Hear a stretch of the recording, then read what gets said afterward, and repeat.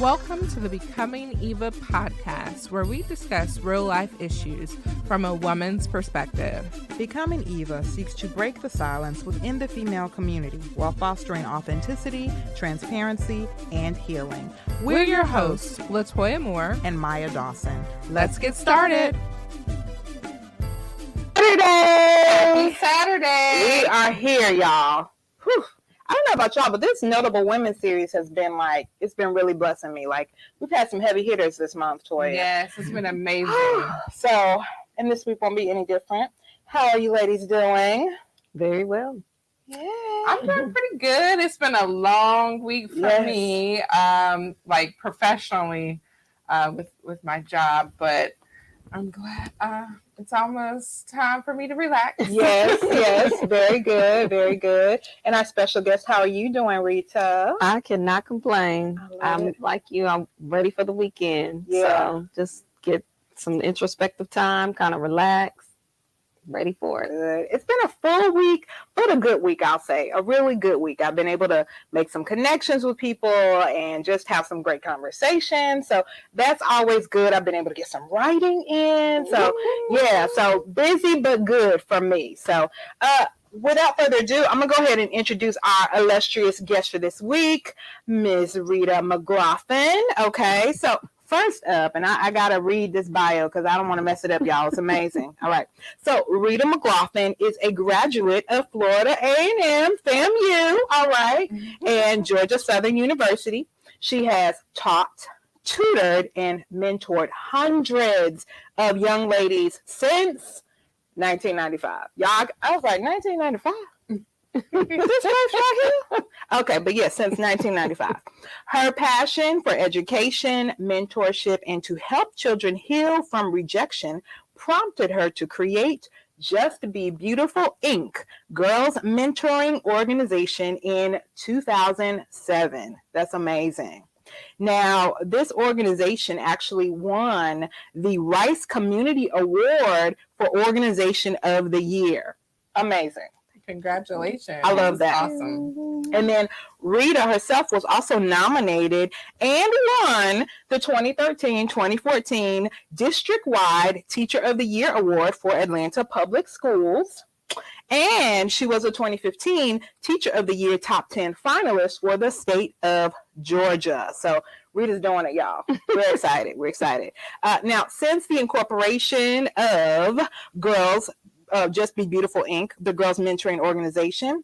It's a public charity certification for the mentoring organization. She has impacted the lives of countless girls, women, and men with her creative classes, her speaking engagements, and her community service. Rita has written and published, 10 self-esteem workbooks for multi-level youth coaching, and she continues to host classes and toiletry talks. I love that name. I love that. Toiletry talk sessions virtually, as well as throughout the country, near her residence of Atlanta, Georgia, and in her hometown of Saginaw, Michigan.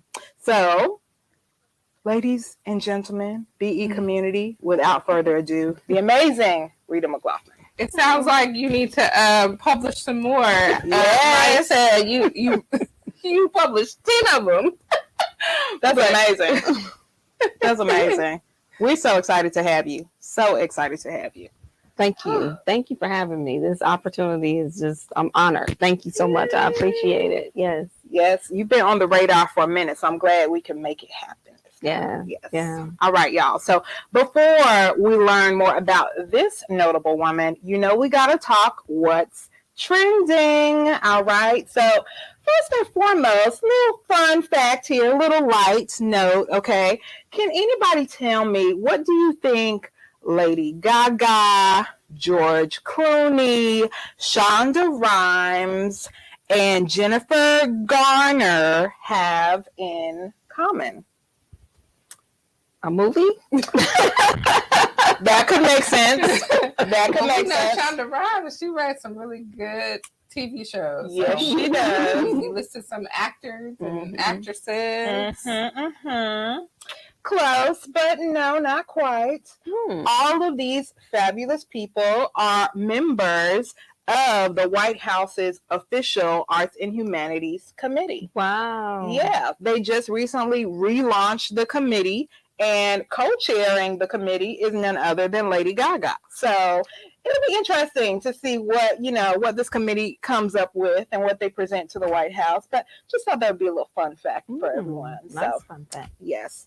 So on another note, might be a little racy, a little risky, but I'm about to ask. And Rita, you might be an expert as far as this event. Not, you probably know a lot about this event as an Atlanta native. You don't have to share. I'm just saying. Participant in this event, but I've been in Atlanta a while. Not an Atlanta native, but I've been in Atlanta. Oh, that's right, because you're from Michigan. Mm-hmm. Yes, but you've been in Atlanta a while. So all that to say, we're in the Atlanta area, and some may or may not have heard of this event that has taken place for years and years and years. I think it died down maybe in the 2000s, late 2000s, early 2000s, because they tried to bring it back, I believe, in the 2000s. But all that to say, I'm talking about Freaknik. Oh, yes, I'm talking about Freaknik.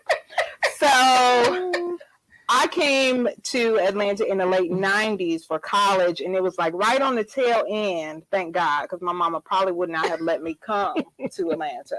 But all that to say, y'all, Hulu was about to make a documentary. I'll be watching. So, really? Yes, I will. I was a part of the Freaknik life. Yeah. Well. Wow. We're gonna be like, wait a minute. I know. Is that Florida A&M? Oh, we used to drive from Florida A&M up to Freaknik all the time. But see, I love the perspective because I'm gonna be watching it. Now there are some that are like, who we got to talk to, because this documentary does not need to happen. Y'all trying to dig up skeletons. Y'all trying to put my business in the streets. They might be a pastor's wife right now, or a pastor, the or they CEO there you go, company in the C-suite somewhere. The professor at your school. But all that to say, some professionals in particular are not very happy about this documentary. I'm not afraid or ashamed of my past. I've dropped my past a long time ago. So Freaknik, I want to see it. I really do. A lot of things happen. A lot of connections were made. A lot of relationships happened, whether they were good or bad. So I want to see it. Okay. All right. What about you, Toya? I'm curious. I heard Ryan talk about it. Because he was you might get a glimpse of him. You might be like, now wait now. Wait.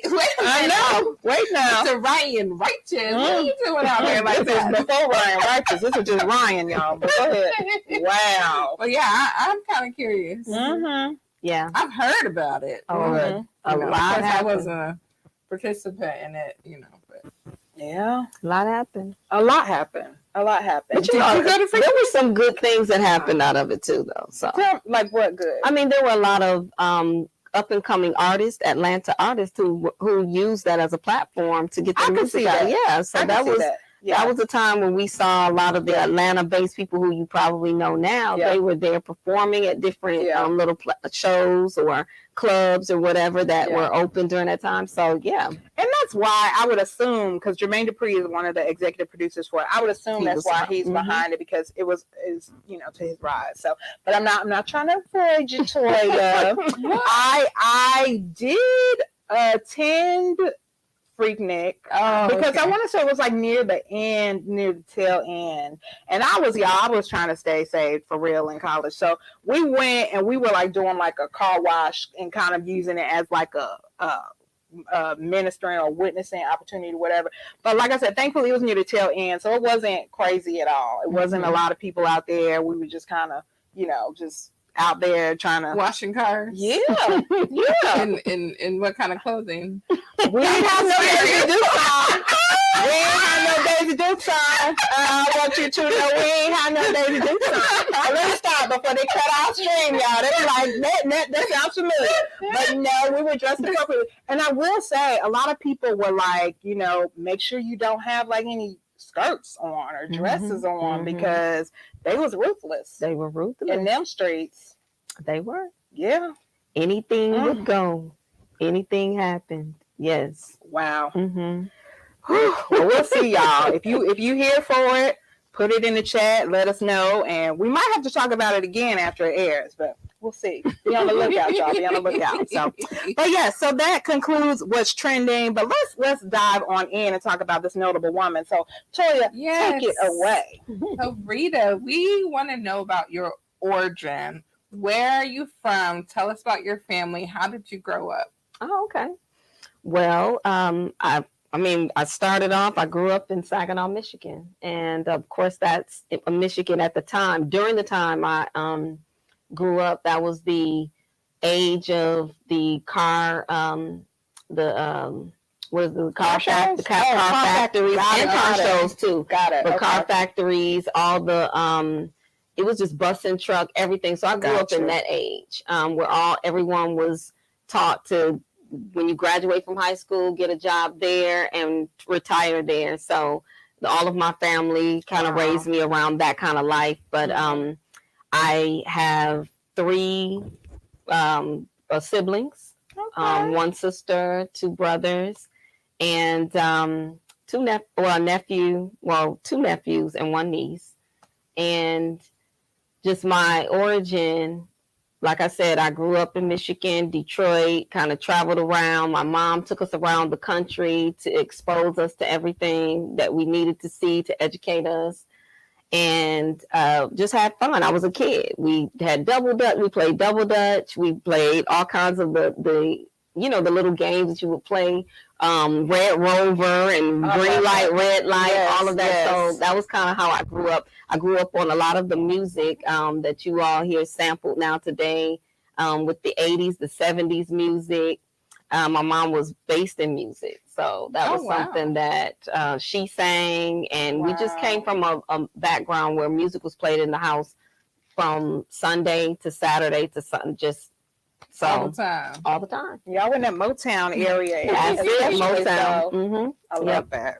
So that was my upbringing, kind of where I come from. I moved from there to went to school in Florida, and then I moved from Florida to Chicago with my aunts and my uncles and cousins, and that's why from that point I moved to Atlanta. So I think I forgot one of your questions, but that's I got caught up in my. Could you tell us when you started developing your relationship with God and how it has evolved over the year? Were there any particular moments in your life that really helped develop that relationship? Yeah. So I always tell everybody that I got for real saved when I was in my 30s. Okay. So just kind of, I was introduced to God in college. I didn't grow up in church. We knew about God, but we didn't have a commitment. That was not in our family. Gotcha. And so once I went to college and I started kind of seeing like the Bible studies on campus, so when people talking about it, I would go and dibble and dabble, but I never made that full commitment. And it wasn't until I moved from Chicago. Well, when I got to Chicago, I met some people. We would club on Saturday, and then we go to church on Sunday. Yeah, I mean, and so that was the seed that was kind of planted then. I was in my late 20s, and then I decided, I wanted to learn more about the Bible. Someone had introduced the Bible to me. Oh, wow. So from that point, that's when my relationship got stronger in Chicago. And then I really started understanding what it meant to have a relationship with God. So I moved to Atlanta, and that was it. I gave my life totally to God. Totally when I got to Atlanta and started really saying, what do I really want to do with my life? I started experiencing relationships that were falling apart, and I didn't know why, and I wanted to know why, and I started digging into the history of my life. And so that someone talked to me about how to pray to God and ask him to show me and to reveal some things to me about me so I can change. Yeah. And that's kind of how things happen with that. Amen. So I know you have Just Be Beautiful and Toiletry Talks. Can you tell us a little bit more about Just Be Beautiful and Toiletry Talks and how you discovered that passion in your life? How did those come about? Wow. So Just Be Beautiful, the inception of Just Be Beautiful started in Chicago, actually. And I had a student. That student, she had health issues and she gravitated to me. And so she and I just kind of bonded. And she asked her mom, because she spent more time with me. So I talked to her mother to get permission. That's kind of how the mentoring started. Didn't name Just Be Beautiful yet, but I saw that it was a trend. I saw that everywhere I would go as a teacher or in the community, girls would gravitate to me and ask me, could I show them something? And so when I moved from Chicago to Atlanta, that's when I decided to name it Just Be Beautiful, because I got upset with, it was a holy frustration. That's what I call it. It was like this holy frustration where girls were getting plastic surgery, or they were really just demeaning and downing themselves for how they looked. And I was like, just be beautiful. Just be who you are. Just be who God created you to be. Accept your face. Accept your body. And so that's how the name came about. And with that, then it moved to, I created classes. Once I created those classes, one class just it lifted out of the rest. And that was Just Be, I called it Just Be Clean, because a lot of people, girls would talk about how to keep their bodies clean. And so I said, okay, I'm going to turn this into the toiletries talk. And the toiletries talk came about because I would bring toiletries to school and I would have an after school program in my classroom, and I would have girls stay after, and I would give them free toiletries and tell them how to talk to them on how to use them. I would talk to them how to teach them how to use the toiletries, talk to them about their periods. And then from that point, I came up with the purpose, and I said, I want to help girls heal from rejection so that they can elevate their self-esteem and win against life issues and bullying. They were always bullied about their bodies. They were bullied about their periods. They were bullied about their image. They were bullied about their puberty because they would have acne and things like that. So that's how Toiletries Talk came about. Wow. That's amazing. I mean, I think about how important that life skill is. Like, as women, I mean, first of all, when you're going through puberty, you're like ashamed. You don't want to talk about it. You don't want anybody to know about it. You trying to figure it out. You're feeling weird. You know, you're just going through all kinds of stuff. And so to really be invested in helping young women figure out, like, what's going on with their bodies, but then also how to take care of it, like, that's amazing, because I think so many, you know, young women just don't have those tools because in their families it's not talked about. It's like, to say, I don't think we had a specific conversation growing up when it happened for me. It was like, here, go use this, and that was it. And then take some with you, keep them in a little bag, go to the bathroom, and change it out. Now, see, I can honestly say I'm grateful growing up. My mother, the women in my family, when puberty hit and my cycle started, we had a tradition called Woman's Day. And so they literally, all the women took me out. We went shopping, so we knew what to get, how to use it, you know, all that good stuff. It was like an outing, you know. We went out to eat. It was like like womanhood, you know, welcome to womanhood. And so I was grateful that we had, you know, something like that in place. But at the same time, like, how many girls have that? How many girls have even just, you know, the tools to understand what's going on and then how to treat their body? And then, you know, ongoing as you evolve, as you, you know, just grow into womanhood. Right. Many girls don't have that rites of passage to have what you had. That's powerful. And I think that actually really needs to happen more often than not. I think what happened with us, I mean, my mom did talk to me, but I still had those other little things where I was bullied at school. I didn't have tools to deal with girls telling me or teasing me about that I was skinny like a little mosquito, or I didn't have the tools to say, I have acne and they call me pizza face. I didn't have the tools to fight against that. So the shame came. Gotcha. And then when the shame came, I had to shirk and fall away and then hate myself or not like myself or want to change myself. So that, I think, having those experiences, that's what I'm trying to mitigate with the girls. That's amazing. Wow. Oh, I love that. oh, we needed you. I needed you. Look, no, seriously. I mean, there are a lot of women needed something like that growing up. So I commend you for like just taking, just taking it and running with it. Like, that's amazing. I have 3 little girls.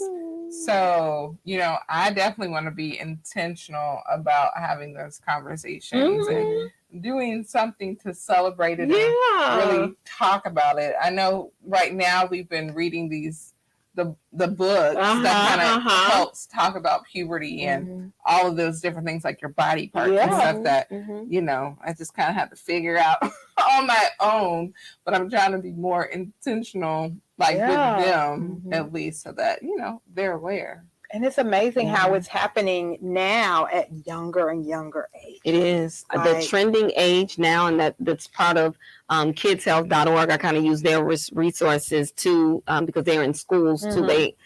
The trending age is 8 years old. Oh, my Lord. 8 years old. Can you imagine a 3rd grader? I could not. Carrying a bag, a purse with their... having to go to the restroom and having to take out an 8-year-old. Yeah. My Lord.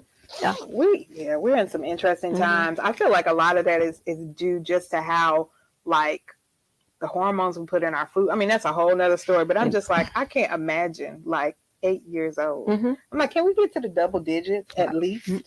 8. I think I was 15 or 16. See, I was 12, I believe. Yeah. I was 11, 12. I was 11, 12.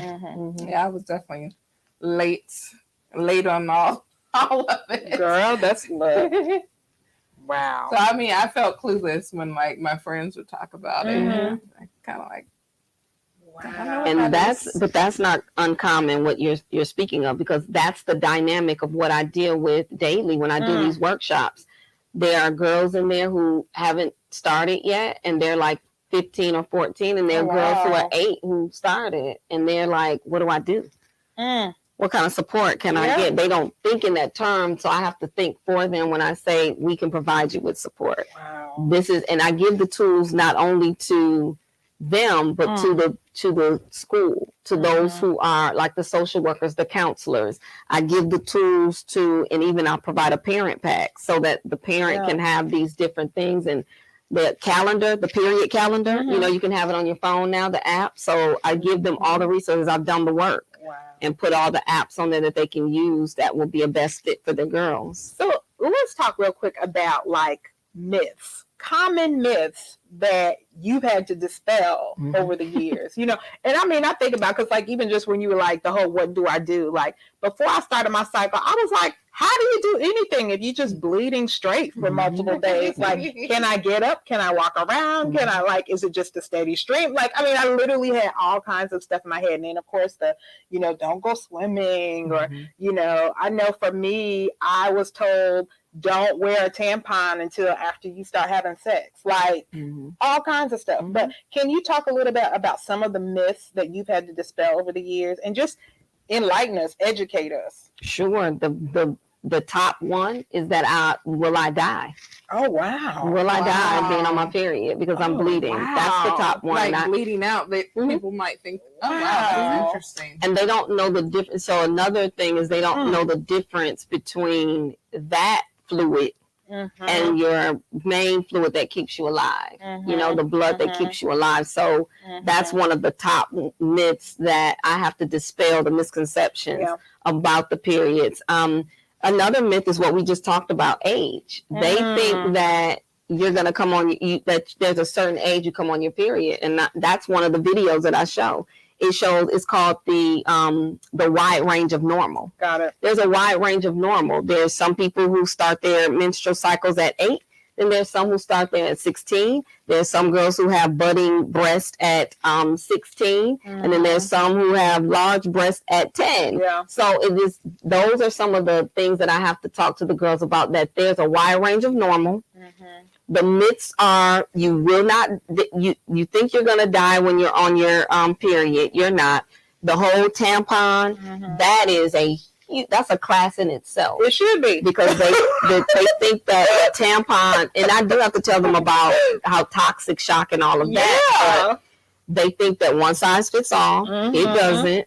And they don't, the myths are, we wear it all day long. No, ma'am. We don't wear our feminine products the same one all day long. Those are some of the myths. The swimming, we talked about that, because there are certain belief systems behind going swimming or not swimming when you're on your cycle. So yeah, I have to go through a lot of different, and with it, this box has been my lifesaver, because a lot of girls don't like to ask questions. So I leave this box and I let them put in the box their misconception or their question, and I go in. Up. I want to see this and just explain what it says. Topic box. Okay.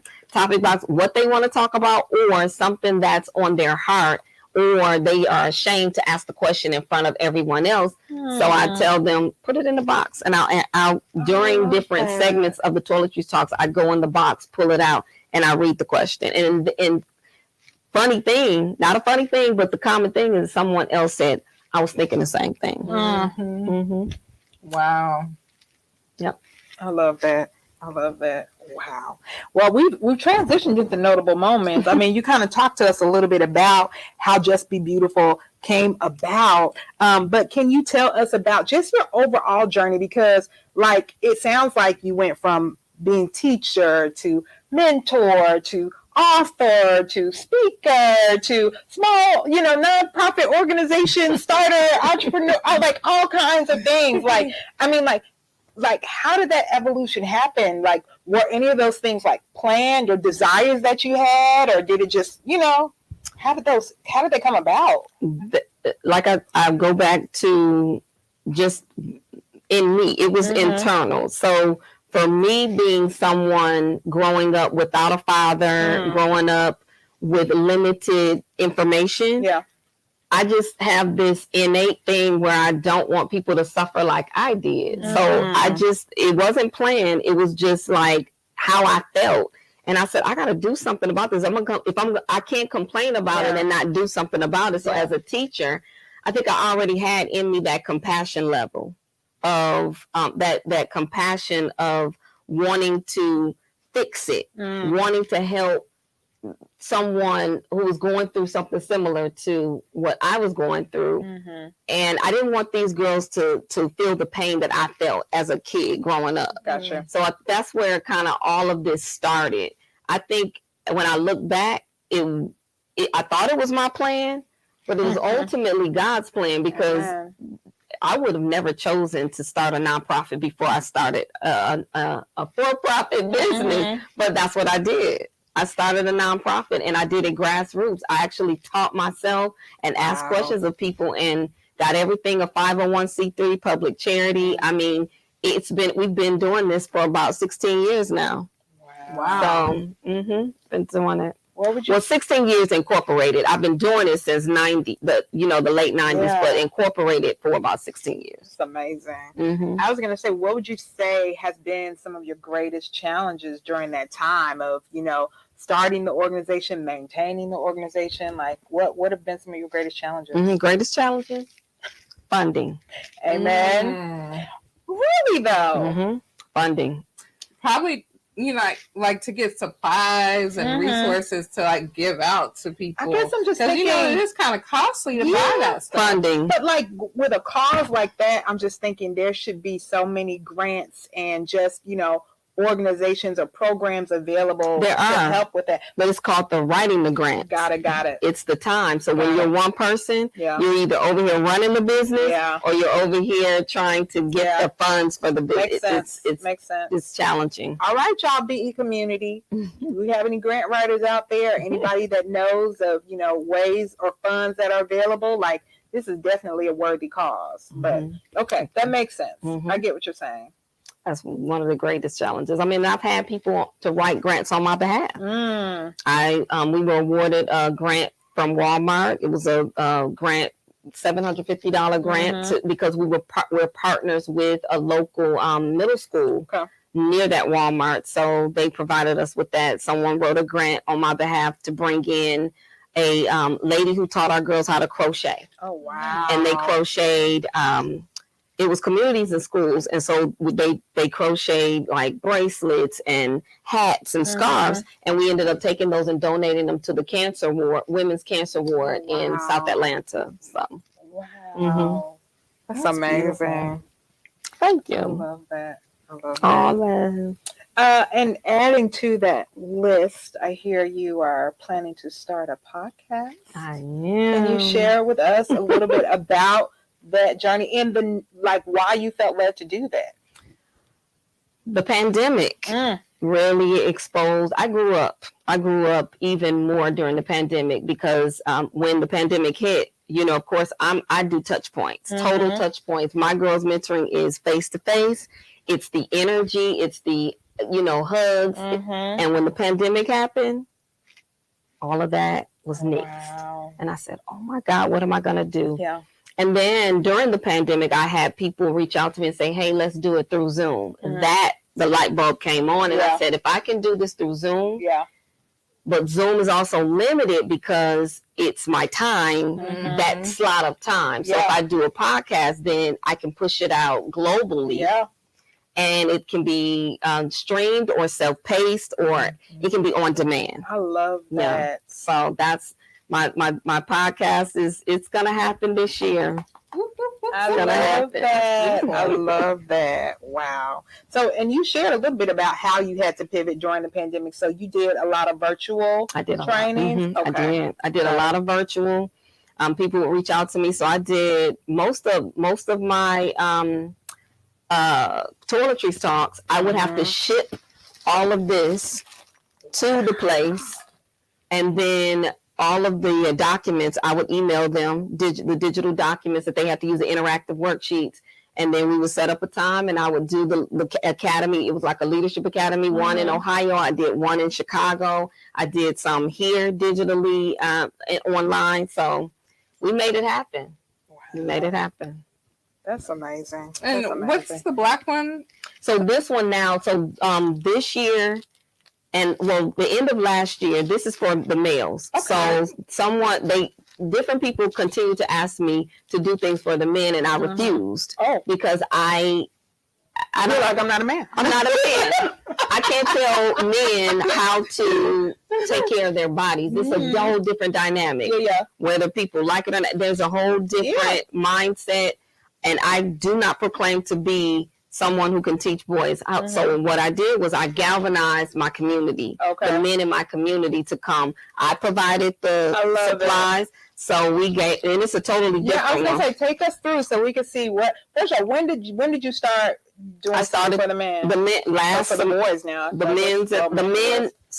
male, because it's elementary and middle school that we work with. So it started in last year, October. Okay. And we did conduct one in December. And we plan to do one this semester, but the schedule kind of got recent, like within the last year. That's awesome. It hasn't been a year. So the males, of course, we give them their deodorant, and then we give them a comb. But we have, because we know the fellas need some things as well. So this is a toothbrush, a travel toothbrush. We give them body lotion. I love that. We give them body wash. We give them some nice Roots aromatherapy shampoo. Roots, y'all got to smell this stuff too. The Roots conditioner. Oh. All right. It sounds good. Everybody loves a man to smell good now. If you watching and you are the male persuasion, that's tip number 1. Women love a man who smells good. We do, don't we? So they get toothpaste, of course, and they get this mysterious thing, and I always like to play the game with them to tell me what this is. So some of them, they guess it. It's a towel. It's a disposable towel. So you drop it in water. Oh, wow. And it expands. I was like, kind of looks like a mint, a big mint. Which wouldn't help. Wouldn't hurt either. It wouldn't hurt. So this is a towel, and then they get of course, the hand sanitizer wipes in there. So they get very simple things because That's what the men told me. My male mentor, they said, Rita, they don't need a whole lot of frills like you do with the girls. I said, okay. What's in the girls? Yeah, I was going to say, we like frills, so take us frills. My baby girls get a lot. Yes. So my girls, of course, the boys get just a solid color bag, black. The girls get they get pink, light pink, all kinds of stuff. So the girls get hair products like Tresemme. Okay. So they get keratin stuff for their hair. Then the girls get like this. This is a deodorant white rose, and they come in cucumber and lavender and all of that. You know, the frills. And now this is a bamboo wipe for their vaginas. Oh, wow. Was I supposed to say that word? That's okay. Look, we in it now. This is 18 and older. Yeah, we in it. Okay. But break this down. I feel like I need to be enlightened. Tell me about this bamboo. So Cora, I like the Cora Life products because they produce products that are for sensitive bodies, and they don't irritate the girls' sensitive areas. And this is a bamboo wipe for when you are, even if you're not on your cycle, you use this to clean your areas, clean your private areas. And it's supposed to be really good. It is. I've used it. But I tell them that this one right here is one I swear by because I get them, I order them all the time for the girls to use for their sensitive skin. So I don't think I've heard that brand. Cora.life. Okay, so is that something you order online, or you find that at I order it online, and they have different products. So Cora.life is definitely something. CORA. Yes. And it's natural. So bamboo. It's made out of bamboo. This, of course, liners. I give them their liners. I give them different types of liners. So we talk about the different types of liners, the thickness, the thin liners. This is a mystery as well. I don't know what that is. Is it panties? Yes. Disposable underwear. Love it. And I always tell them my story about how I carry these because I travel a lot. And one time my plane I was on my way to Chicago. It was grounded in Detroit. And when you check your bag, you cannot get your bag when you're grounded. So I had a toiletries bag as a carry-on, and I had underwear. They paid for my hotel, so I had disposable underwear I was able to change into. Is there a particular brand you recommend for disposable underwear? There isn't, and this brand, I will have to give it to you. I'll send it to you if you want to post it. Put it in the chat because I cannot remember. I get them in black and white, and I order them, and I stick with the same company. Love it. For this disposable underwear, y'all. You heard it here. All right. And not only for travel, but I come from the area and the topic of when you're on your cycle and you may be at school and the teachers may not allow you to go to the restroom and you may be flowing heavy and you may soil your underwear. So this right here is good to carry. Wow. Then the other, the girls get a lot now. So they get the nice healing lotion. Yes, I have that in my bag, y'all. Don't sleep on the gold bond. That's right. And of course, they get Roots too, the Roots body wash. And this is great for when they have to go to gym and then, PE. If you're sweating a lot and you need to freshen up for your class. Absolutely. Yes. So they get a nice little comb for their edges. They have to have that edge vibe going on. Then they get facial tissue. We have to have our facial tissue to dab. I love it. Then they, of course, get the hand sanitizer wipes too. Then, they get lots of stuff. They get the mystery. Yes. The towel. They get a vanity kit. All right. That's cool. So what's in the vanity? And I always ask them, this is one of my conversation pieces as well, but in the vanity kit, they get a makeup remover wipe, a towel, they get cotton swabs, and they get an emery board for their fingernails. I love that. Wow. And we talk about how important that is to carry around, just in case you chip a nail or... So that, and then, of course, they get their toothpaste and their toothbrush. I'm here for the frills, y'all. Because I mean, we're a little more complex. I'm just saying, like, even as you were talking, I was like, do you delve into like hair and makeup at all, or skincare, hair care? Like, we need it all, y'all. I'm just saying, women just got a lot of stuff to be thinking through. We do all of it. We talk about, because ultimately that leads to when we're going through puberty and you're wearing makeup at a young age. A lot of girls are wearing makeup because of the IG and the social media influence, and so they're wearing the eyeliner, they're wearing the mascara, they're putting on light foundation. So we talk about keep cleaning your face. That's so good. And what type of products are recommended for that sensitive growing skin, as opposed to you wearing cosmetics that are for more adults. So yeah, that is so good. And of course, I love it. Now, is there someone where, okay, let's just say me. If I would like to purchase one of these bags so that like I could just have it on deck for my 9-year-old, like whether it be like when she's 10, 11, so it's already together. Is there a place where we could like purchase like a toiletry bag? Yes, you can go to my website, justbebeautiful.org. All right, justbebeautiful.org. And here's the follow-up to that. If someone wants to sponsor a toiletry bag for a young man or a young lady, like, can they do that? They at can. justbebeautiful.org as well? Absolutely. All right, y'all. Take notes. We're putting it in the chat. And you can spell it out. It is literally how it sounds. justbebeautiful.org. So no different spellings or anything, but we'll put it in the chat so you have it, but so you can check it out, justbebeautiful.org. I love it. So, okay, before because I feel like we could go on. This is some good stuff, great stuff. I want to ask two things. Number one, what would you say are like your top 3 tips for parents that have children, either young boys, young girls that are in or approaching that adolescence age? Are there any tips that you would give them, or recommendations or resources that you would share that they need to be looking at and talking to their children about? Absolutely. Number one would be the top tip, I would say, is definitely communication. Okay.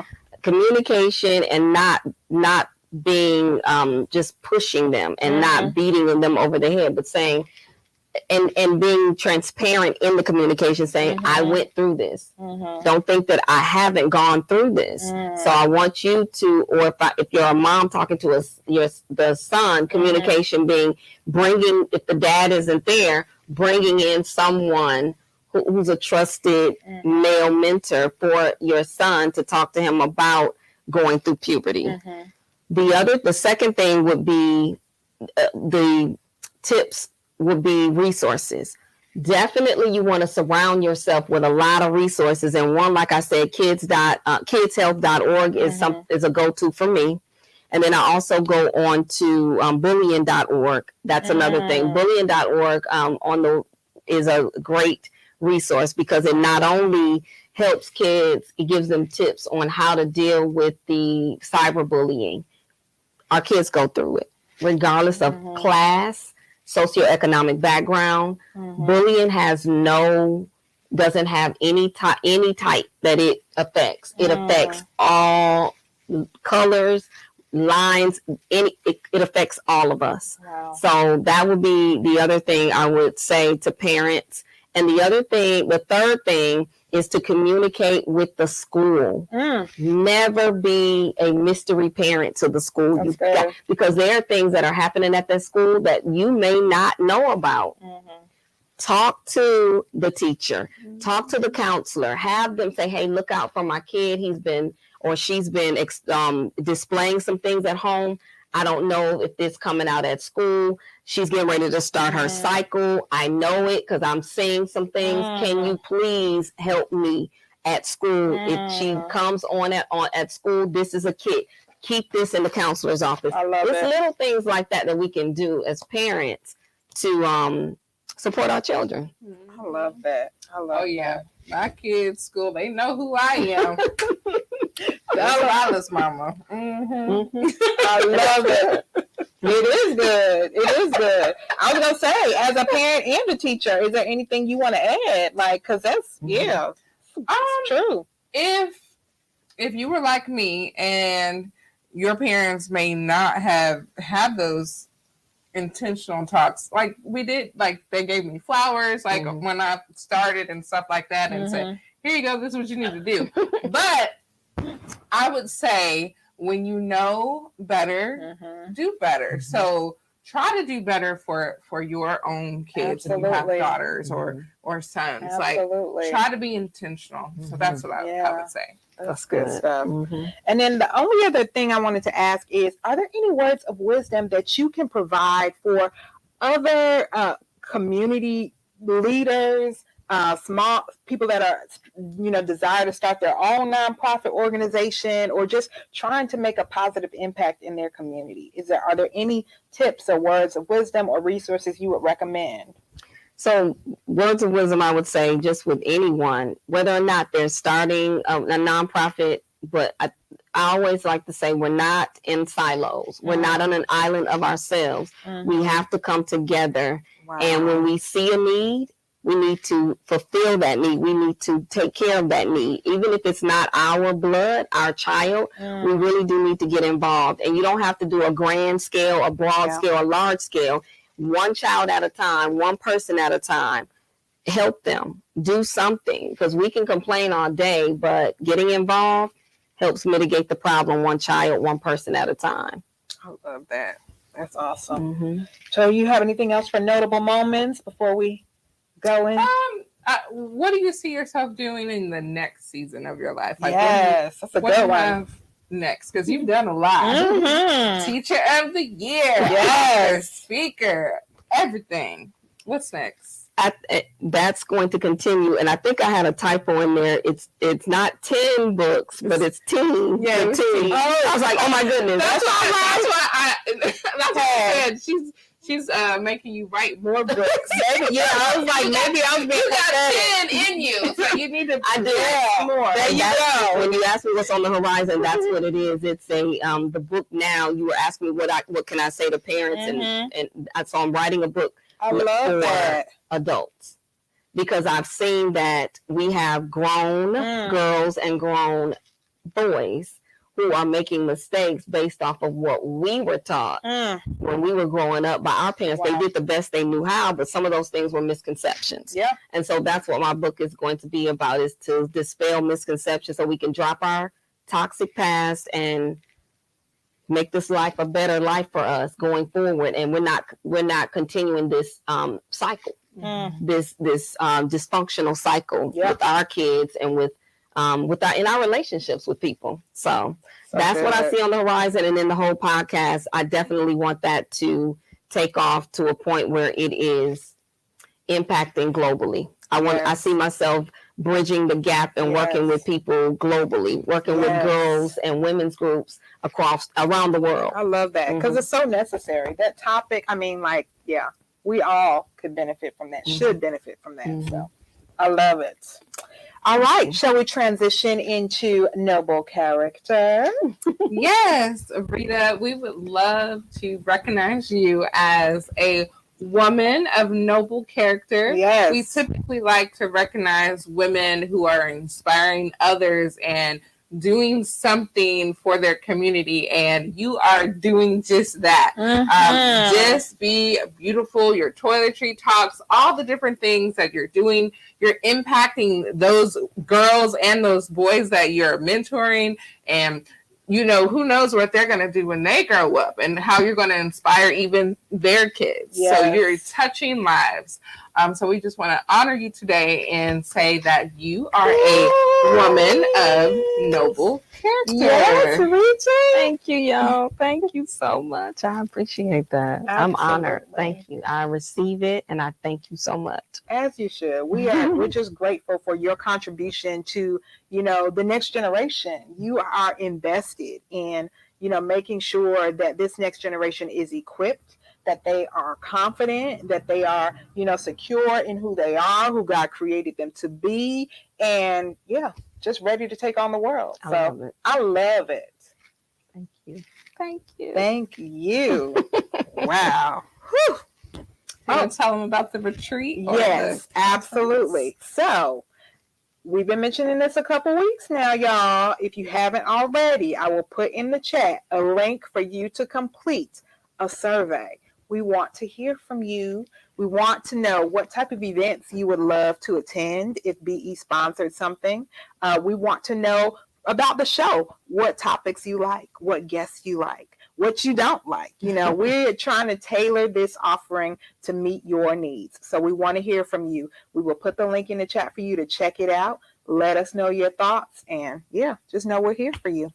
Yes. And you have to check out our website. We have some new merch. Yes, y'all. You're going to show them the water bottle. Now, y'all, I think I mentioned springtime is butterfly season for Becoming Eva, okay? So we've got water bottles, we've got shirts, and dresses, we've got shoes. Y'all, we got bags. Yes, we've got mugs. Check it out because literally we have added just a wide range assortment of things for you to check out. So if you've been to our site before, go back because we got something different this time.